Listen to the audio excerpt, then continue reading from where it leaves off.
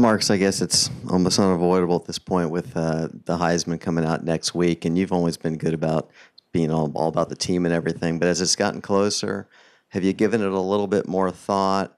And if you were happen to have been the winner, what would that mean to you and the university? Yeah, I mean, I haven't put a lot of thought into it, to be honest with you. I'm going to wait probably till after this game and make sure my attention and all my focus is on, this week. But yeah, it's going to be a dream come true, hopefully, if I'm invited. That'd be an awesome deal.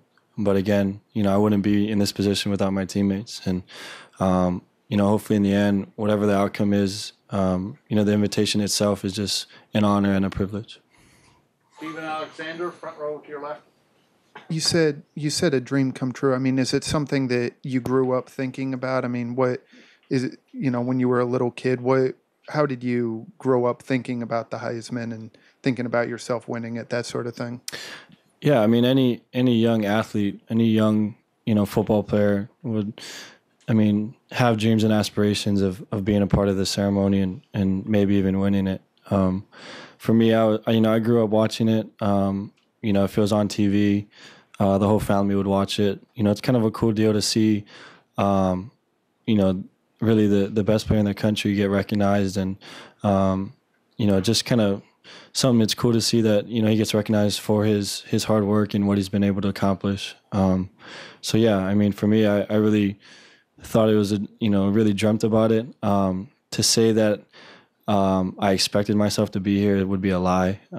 This is all really just surreal, and I'm very thankful to be a part of the conversation.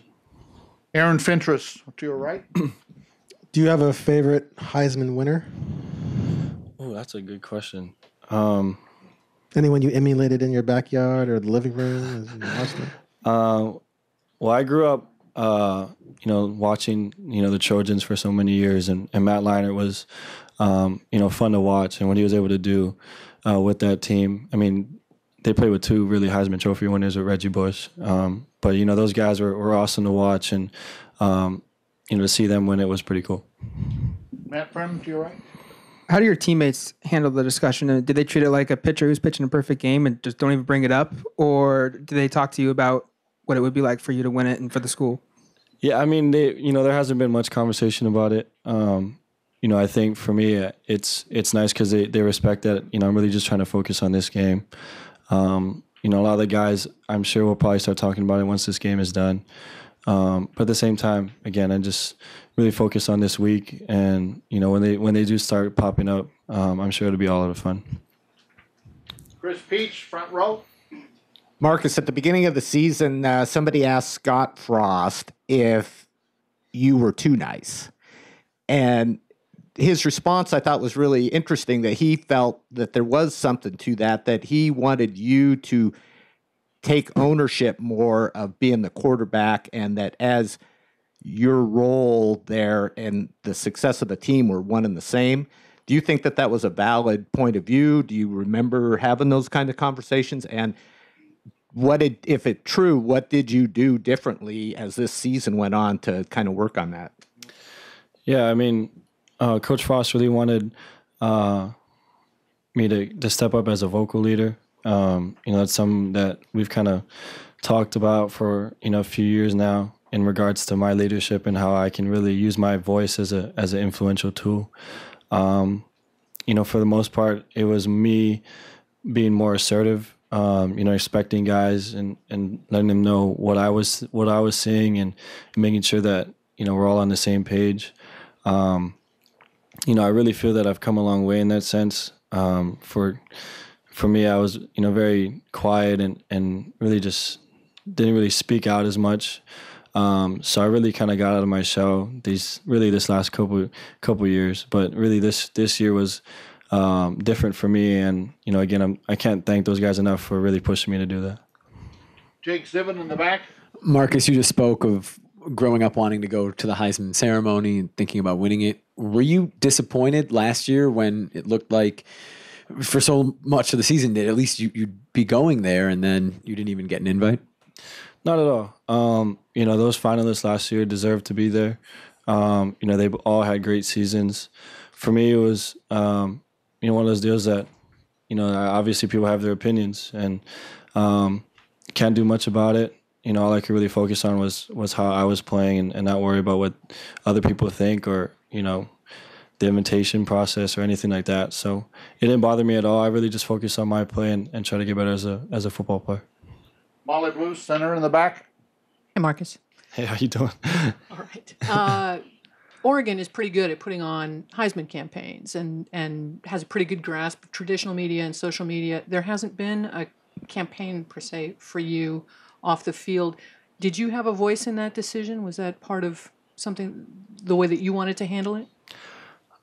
Yeah, it was a collective effort. It was in regards to, myself, my family, the coaches. It really wasn't just my decision. It was, everyone kind of played a part into it. So, for me, I really didn't want all that attention. And I'm glad that, they were able to kind of accept that and respect that decision. Steven Alexander, front row to your left. You talked about becoming more of a vocal leader and that sort of thing. Was that something that you wanted to improve in terms of needing that improvement for the next level? And on top of that, I mean, I know you haven't decided about going on to the next level yet, but if you were, how are you more prepared for that now than you were a year ago? For me, the leadership deal wasn't to get ready for the next level. It was to help this team out and find ways to get this team better. For me, I feel that being able to come back for another year really has allowed me to get better as a football player, learn better about defenses, continue to work on my footwork, ball security, little things that can always make you better as a football player. So, when that decision comes, we'll make it at the end of the year. But I feel that this year has really helped me out. Chantel. Non-Heisman question for you, Marcus. Sounds good. How have you seen Arizona's defense grow since the last time you played them? Yeah, they have done an awesome job of not allowing teams to score points in the red zone. Their 3 down guys have done an awesome job of kind of holding line of scrimmage and allowing their linebackers to make plays. They got a great group of linebackers that have really played well this year. They're very aggressive and, they cover well. So, we're really going to have to be prepared for this. We've had a good couple of days and, we're looking forward to the challenge on Friday. Andrew. Is there anything unique about this defense, the system, or the people who run it, like the Scooby Wrights of the world, the Tevises? Is there anything unique about them, or are they just really good at what they do? You said it best. They're really good at what they do. They play very hard. They're a scrappy bunch that finds ways to turn the ball over and get stops on defense. They really are just a stingy defense that, like you said, is really good at what they do. You spoke of kind of watching Matt Leinart growing up. I think you're tied with him with touchdowns, 99. Right? You may have passed him actually in the last game. Are there records that you've broken or set or milestones that even awe you? You don't seem like someone who really gets excited about those things, but is there one or two that you even thought, wow, that's pretty remarkable? No disrespect, but no, I really, honestly, I haven't. A lot of these records are milestones. I haven't really put much thought into it, and a lot of times you guys are the first ones to tell me that I broke it. So, no, it's okay. Yeah, it's again, I can't say enough about the guys inside the locker room. I wouldn't be where I am without those guys, and I hope that each record that's broken, people realize that it was a collective effort, not just me. Big Ziven in the back. Marcus Anu Solomon is a quarterback from Hawaii. Didn't go to high school there, but grew up on the islands. Do you have a relationship with him? And in general, how do you feel when you see another quarterback from Hawaii coming up, being successful as a freshman? Yeah, I met Anu actually in Hawaii. He came. I think he was visiting family, and we were able to work out together. He came to my high school and threw routes and stuff like that. And again, a humble kid. He was awesome to meet. Threw the ball well. And to see him have success, it's always fun, and it's always, for us as Polynesian athletes, it's always really just an awesome deal to see. I mean, this Polynesian culture takes a lot of pride in any athlete, any Polynesian athlete, and to see him do well, especially as a redshirt freshman, we're pretty proud of that. And as long as he continues his career, we hope the best for him and wish him the best. Aaron Fentress. Marcus, how important has Byron been to the passing game, and what does it say about him as a player and a person to not only make the transition, but to do it so well and become such an impact at that spot?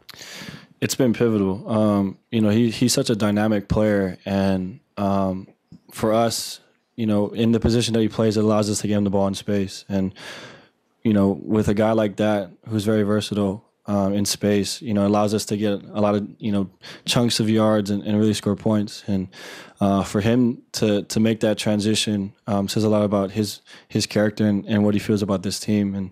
And, very, very team-oriented guy, and, really just kind of happy to see him have success. I have time for a couple more questions, starting with Tyson. When you look back at your career a little bit, there are some of those kind of pivotal games over the last couple seasons, like the two Stanford ones, or maybe even Arizona last year. With as much is riding on this game Friday, when you guys look back at it, how big is this third Arizona game for you guys? And just, I know you're not a guy who kind of talks about like legacy or sentimentality, but just what's this one mean for you with as much riding on it? It would just mean that we were able to accomplish, our team goals that we set for ourselves this year. And all in all, that's what you want to accomplish. And even through a little adversity in the beginning of the year with that loss, and now we have an opportunity to win the Pac-12 and to accomplish our goals. It's going to mean a lot to us as a team. And I think we're very focused. We've prepared well, and, we're excited for this one. Jake Ziven. Marcus, you mentioned your pride for being a Polynesian football player, being from Hawaii. Do you have motivation would winning the Heisman mean more to you to be able to bring it back to the islands and be the first Hawaiian to win it, certainly the first Hawaiian quarterback to win that award? Yeah, I mean, it would, it's a great question. I think it would hopefully open up doors for a lot of younger kids to see that, a Polynesian kid can have the opportunity to be a part of the conversations and to be a part of the ceremonies. And, hopefully for me, it'll provide some motivation and really allow kids to see that they can take their opportunities and make the most of it. I think we started and we will end with Gary Horowitz. Thanks.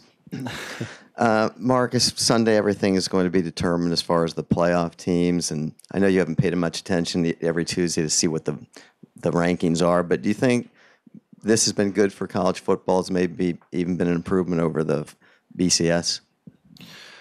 Yeah, I think it provides teams an opportunity to kind of have a second chance. It's going to provide hopefully a clearer picture of the best four teams in the country and giving them an opportunity to kind of determine who is the best team in the country. So, I think with, anything that is created to kind of sort of say like the playoff, if they wanted to go to a bigger team playoff, I think you'll always have controversy because if you go to 8-team playoff, the 9 and 10 team will think that they deserve to be in. And I think no matter what, I think, as you transition from each one, it's an opportunity for teams to have that chance to be a part of the picture. And, I do think it's good for college football, and it's, going to be a lot of fun to see what happens.